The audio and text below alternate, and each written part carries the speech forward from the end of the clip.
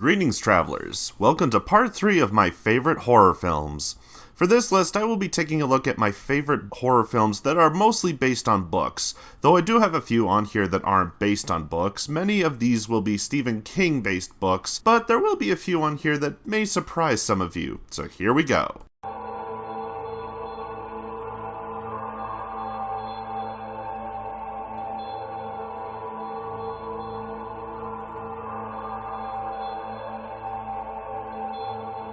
Number 30. Cujo.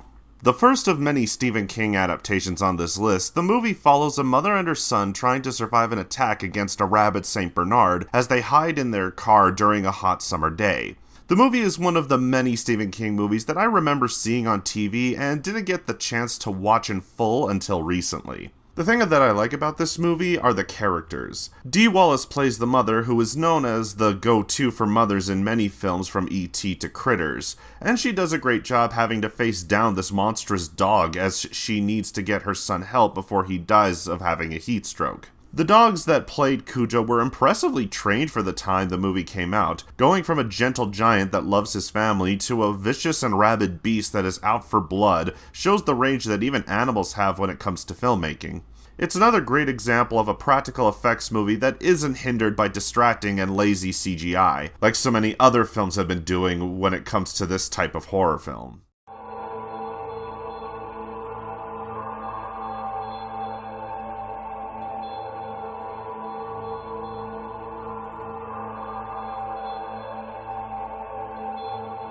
Number 29. The Shining.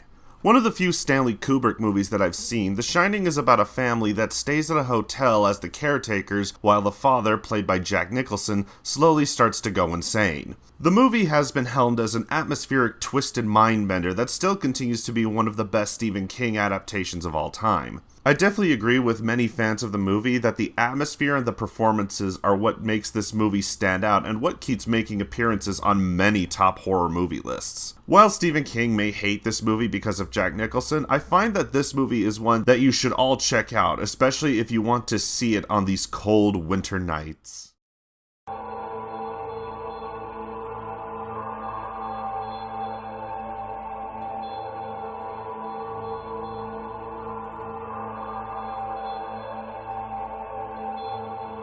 Number 28. The Invisible Man. One of the original Universal movie monsters, the movie follows a man who's created a formula that turns him invisible. However, the formula has a side effect which slowly makes the man go insane. There have been many adaptations of the story, but I find the 1933 version to be the best for the acting and for the effects, especially for the portrayal of the Invisible Man himself, who was played by, of all actors, Claude Rains. The effects for this movie showcased what could be done with green screen and wire work to make you see the Invisible Man and his slow descent into madness as early as the 1930s.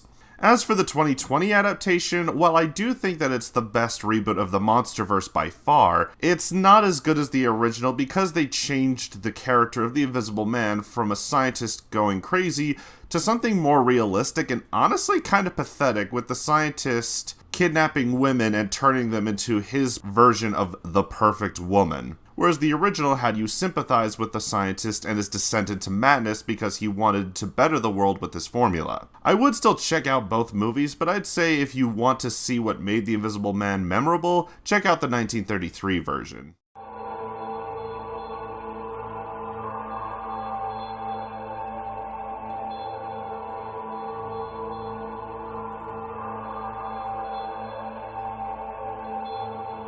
Number 27.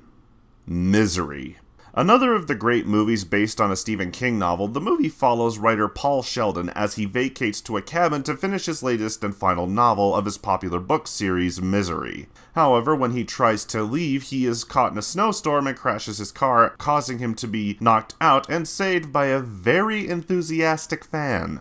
The movie's greatest strength comes from its cast. James Caan plays Paul as a man who clearly has lost a lot of interest in writing the same stories, and wanting to move on to something more serious makes you sympathize with his character and all he has to go through from his number one fan. Speaking of, Kathy Bates' Annie Wilkes has to be one of the greatest horror villains ever portrayed. I don't know about you guys, but I find Annie Wilkes scary because of how real she is. Because of modern day technology, we see more and more people that act like her, with her mood swings of being nice and harmless to a crazy psychopath that will break a man's body just to get back what she loves about him is what made her so scary. It's the realism that puts Annie Wilkes on so many great movie villain lists and what keeps you interested in seeing how Paul tricks her and how he plans to escape from her. If you haven't seen this movie yet, now's a great time to check it out, especially to see what, in my opinion, the greatest modern day horror villain would look like.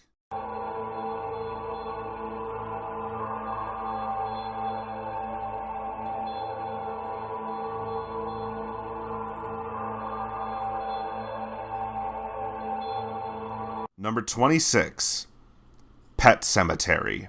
The original Pet Sematary is by far one of the scariest supernatural Stephen King movies I've seen in a while. The movie follows a doctor who moves to a small town with his family where his neighbor shows him an ancient burial ground that brings the dead back to life, but not as they once were. What I like about this movie is its cast. We see how the Creed family is just trying to live a better life after leaving Chicago and just want to start over. It's only through unfortunate circumstance that this family begins to lose everything. If it weren't for the performances, I don't think this movie would have been as well remembered. I have seen the 2018 remake to this movie, and I personally don't recommend it. It may be closer to the source material, but it lacks the charm of the original and isn't as scary with using too much CG and changes things around like the scenes with the wife and her sister. But I will say there are some good creepy moments at the end of the movie, and the cast is at least pretty good, just not as good as the original.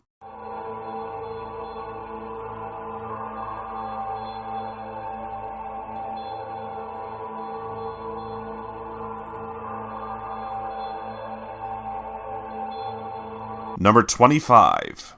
Christine. Even though this movie is also based on a Stephen King novel, I think most people recognize it because it was directed by John Carpenter. The movie follows a kid who buys a car that turns out to be haunted and wants to do everything for him, including kill his bullies and get the girl he loves. Even though the car is obsessed with him, which does make things a little awkward. Like I said, this movie is clearly filled with a lot of John Carpenter staples, especially with the score, as it uses a lot of 80s synth, which was what John Carpenter is known for. Though I do like the classic 50s music which the car uses to express its different feelings, which is why so many people love this movie, as Christine feels like a real character that only wants to be loved and kill for whoever she loves. This movie is another clear example of why practical effects are much better than CG, with having so many great kills that use explosions and great scenes with Christine repairing herself to continue making the main character happy.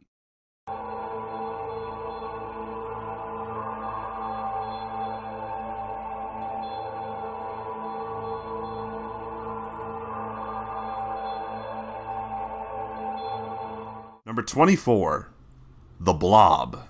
Specifically, I'm talking about the remake because it takes what made the original work and enhanced it into making it one of the scariest movies of the 80s. The movie follows a small town being attacked by a giant blob that came from outer space, and the town has to figure out how to stop it before it consumes everyone in the entire world. The movie is one of the many examples of how to do a remake right, by taking the corny acting and dated effects and making them much scarier. The effects are improved by showing us what happens when a person gets engulfed inside of the blob and how it devours its victims. There are still some moments that date the movie, but I feel like this movie is intended to be a love letter to the 50s and the massive amount of sci-fi movies that were made at the time, which is something I can appreciate when it comes to remakes.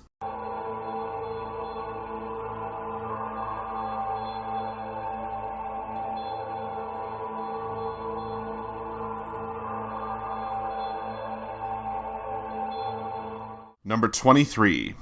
The Stepford Wives. Based on the book from 1972, the movie follows a family that moves from New York to the small town of Stepford, Connecticut, where the wife starts noticing strange things about the residents of the town and their dark secret. I think the thing I like most about this movie is the atmosphere. The movie has this dark and sad tone that you see when the main character is trying to interact with the people of the town and she is ostracized for just being herself. You feel for our hero who is trying her best to fit in and trying to please her husband, but she knows that something is off, and when she tries to convince her husband and her only friend about it, she gets brushed off until she does discover the truth about Stepford. I won't give any spoilers away as the ending is just too iconic, but I will say that there's a reason why so many people have parodied this concept in a lot of horror comedies. But for the love of God, whatever you do, don't watch the remake. It's awful and pointless and should not be viewed by anyone.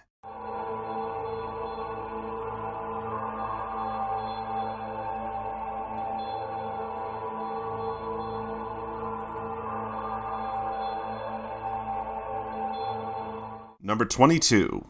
The Hitcher.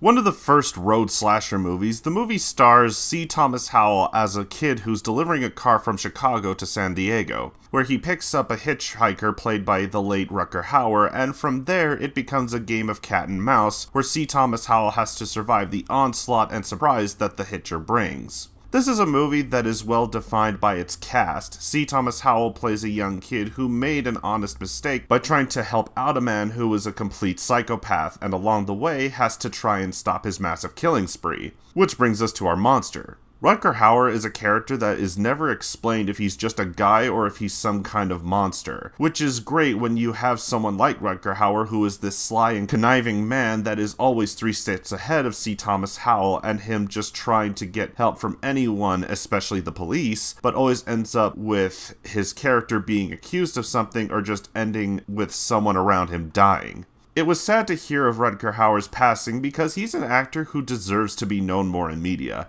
I've only seen a handful of his movies, and this is one that everyone should check out.